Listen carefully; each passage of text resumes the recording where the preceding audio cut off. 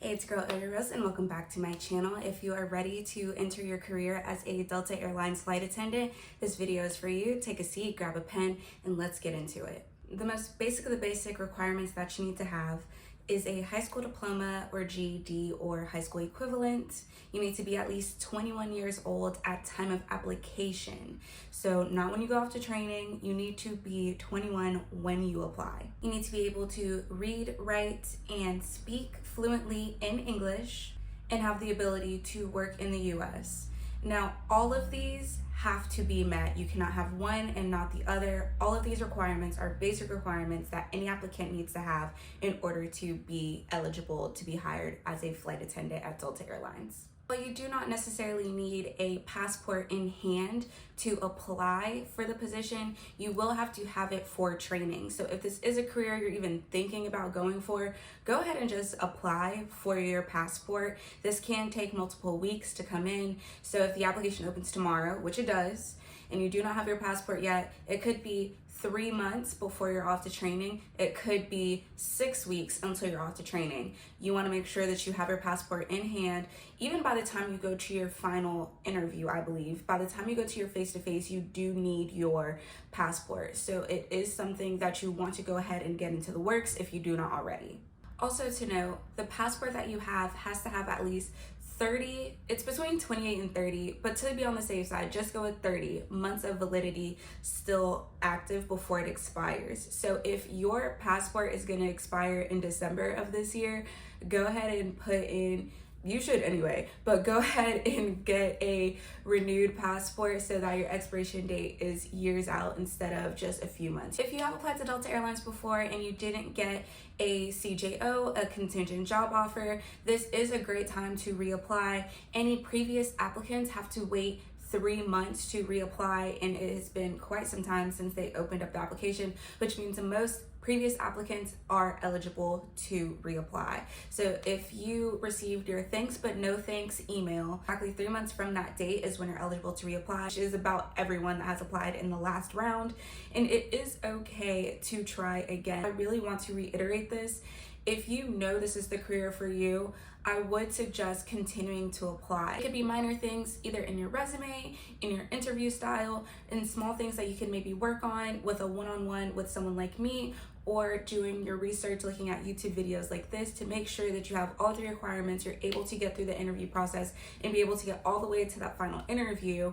And it might just been you were one step away, it might have been just the person you were interviewing with that day, but it is important to continue to reapply if you know this is the career for you. As far as image goes, for requirements for the position, there are not weight or height requirements. There is a reach test that you will be required to fulfill. You need to be able to close the bins on the aircrafts, of course, but there is not a weight requirement. It's something that is no longer used for US carriers, but you do have to be able to sit comfortably in the jump seat and make sure that it buckles. Of course, it's a point of safety, but there is not a specific height nor weight requirement.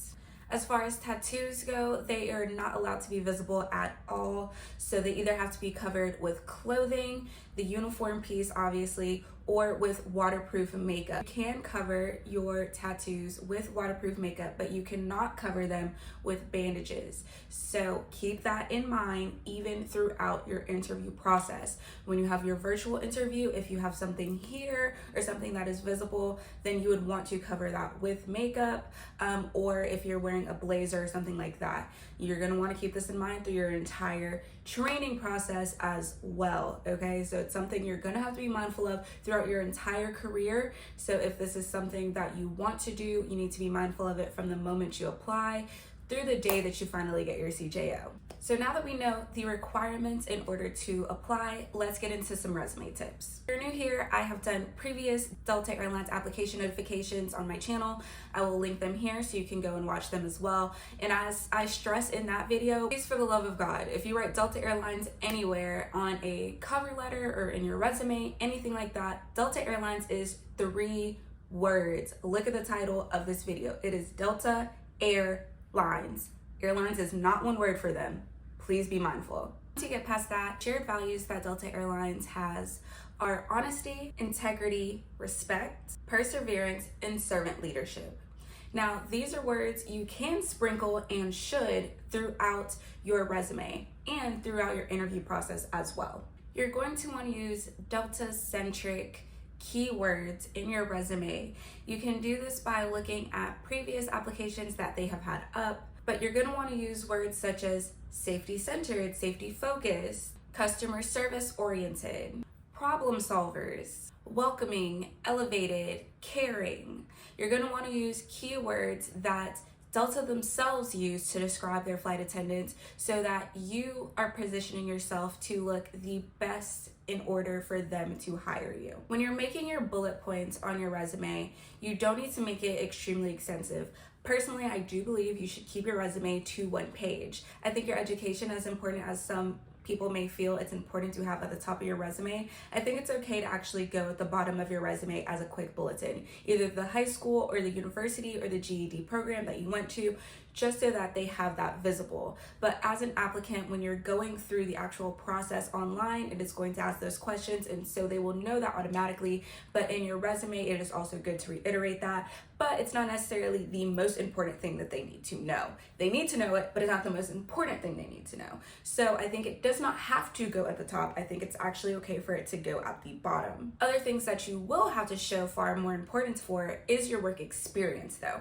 This is really what's going to help them position you or see you as a flight attendant. So anything you have done in customer service, anything you've done in food and bev, anything you have done in hospitality are all great things to add to your resume. That means if you worked in a hotel from housekeeping to front desk to the back end, same with food and bev, if you've done catering events to being a waitress at restaurant, bar, you name it, to even working the telephones for customer service, anything that you have done where you have helped enrich someone's experience, that is what you need to be including. Now, obviously, you don't need to put every single thing you have ever done in your life. You need to put the highlights, and then the bullets you put under those specific career titles and that time frame are going to need to be key words. You worked front desk at a hotel from 2012 to 2018. I want to say something along the lines of you made the check-in process as efficient as possible in order to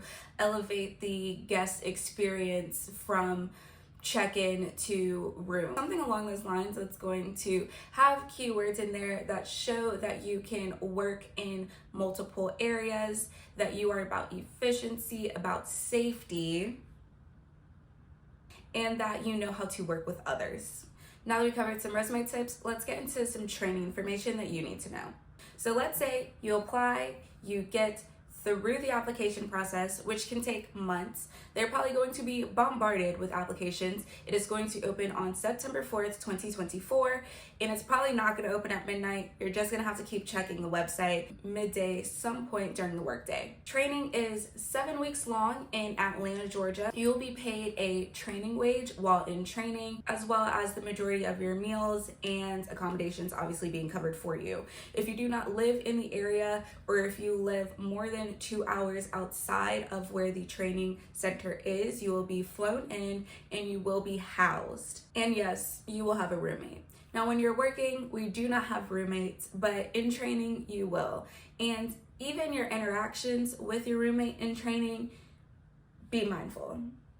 Now, during your training process, you'll be going through exams, you'll be going through multiple trainings up into graduation. Now, while you're in the training process, you will be assigned your base. Now, Delta has multiple bases across the United States and in other countries as well. The bases that Delta Airlines have are ATL Atlanta, BOS Boston, CVG Cincinnati, Kentucky, DTW Detroit. For Lauderdale, Miami are actually co-bases. You'll have 1 hour added additionally to your call out. In every other base that is a single base, it'll be a 2 hour call out. For co-bases, it is a 3 hour call out, and you will be responsible for both airports. H&L Honolulu Airport, LAX Los Angeles Airport, MCO Orlando, MSP Minneapolis, JFK and LaGuardia is another co-base, so you'll be responsible for both airports. CDX Portland, Oregon, SEA Seattle, SAN San Diego, and SLC Salt Lake City. Now, while Delta Airlines does allow commuting, it does not suggest commuting. That's basically every single airline though, but they do have a commuting policy, so you do not have to live in those states in order to be based in those states, but if you do not live in those states, that means you do have to commute. I've been a commuter my entire flight attendant career between 2 companies. It is not for the weak, I will be honest, but it can be manageable. So depending on where you get based out of training, you may want to consider moving or becoming familiar with the reality of commuting. If you have any more questions about your journey into the flight attendant career, if you want to have one-on-one sessions to prepare for your application, prepare for your interview process, or prepare for training, you can sign up for sessions with me using the link in the description box below. I do not work for Delta Airlines. I am very familiar with their application and interview process, and I'm here to just give a few tidbits that I believe will help you get from application to CJO. If you have any more questions, feel free to drop them in the comment section below. Good luck to everyone in your application, and I hope you enter your new flight attendant career.